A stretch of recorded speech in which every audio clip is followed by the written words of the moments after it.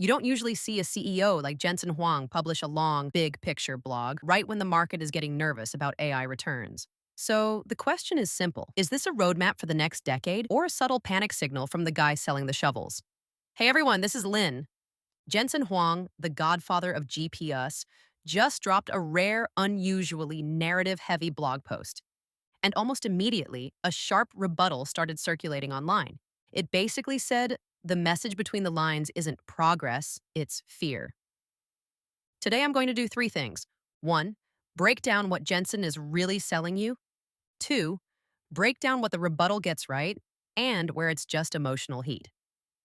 Three, then I'll give you a clean 6+ month investing framework so you can trade the information, not the vibes. Let's start with Jensen because his framework is genuinely powerful. He basically says AI isn't one thing. It's a full stack civilization build out, a 5-layer cake. Energy, chips, infrastructure, data centers, networking, cooling, power delivery, models, applications. And his implied message is stop obsessing over the top layer apps.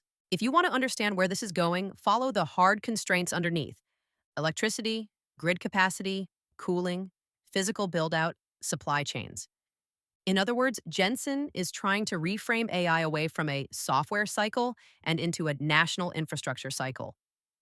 And that matters for investing because software cycles are measured in quarters. Infrastructure cycles are measured in years. Now, here's where the rebuttal goes for the throat. It argues Jensen's blog isn't really a technology essay. It's expectations management, not a future of AI piece, but a capital market letter designed to prevent a funding slowdown. The rebuttal says, look, the market is scared. The core fear is this: we've spent hundreds of billions beyond writing poems and generating images. Can AI actually pay us back? And the rebuttal claims Jensen's answer is basically, you think you've spent a lot? You haven't even started. This needs trillion-dollar infrastructure. Then it flips Jensen's pull-through effect on its head. Jensen says, every successful AI application pulls demand downward like a pump into chips, data centers, and even power plants. The rebuttal says that's also a warning. If investors pause capex because monetization is slow, the entire stack above collapses.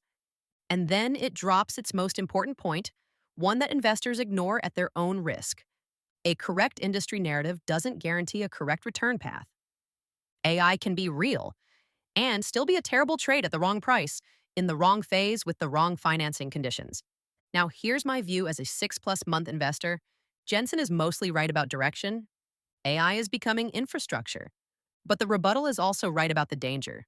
Direction is not the same thing as investable timing, especially when the market runs on liquidity, rates, and confidence.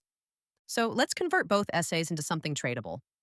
Step one, think in two baskets. I split the AI universe into two baskets. Basket A, hard constraint winners. These are the names that benefit from physical bottlenecks and real capex. Grid and power equipment. Data center infrastructure. Cooling and power delivery. Networking and interconnect. The parts of semis with actual pricing power. This basket tends to be more verifiable. It shows up in order backlogs, project approvals, delivery schedules, capex guidance. If you want 6 to 18-month exposure, this is where I'd rather build a core position. Basket B, narrative-heavy app winners. This is where the stories live, and this is also where the volatility lives. Apps are not bad, but apps are where the market's biggest fear sits. Show me the cash flow. So I treat this basket as either smaller sizing or wait for proof entries. Let's map Jensen's 5 layers into investable logic. Layer 1, energy and grid. This is the hardest constraint and the slowest cycle. It's powerful for 6+ months because it's physical reality, but it's rate sensitive and policy sensitive. The key is don't fall in love. Track permits, interconnection progress, project awards, procurement. Layer 2, chips. This is where pricing power matters. Chips can be the cleanest trade when demand is visible. But if the market panics about ROI and cuts capex, chips are also where the axe swings fast. So for chips, I watch hyperscaler spend, backlog, delivery timelines. Layer 3, infrastructure. This is where the story becomes purchase orders. Power, cooling, data center buildouts, networking. This layer often tells the truth sooner than the app layer. Layer 4, models. Models are real, but profits don't always stay here. Sometimes the value leaks downward into compute and infrastructure.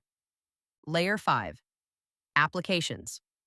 This layer is where the market will demand proof. It's the most emotional layer because it's where bubble versus breakthrough gets decided.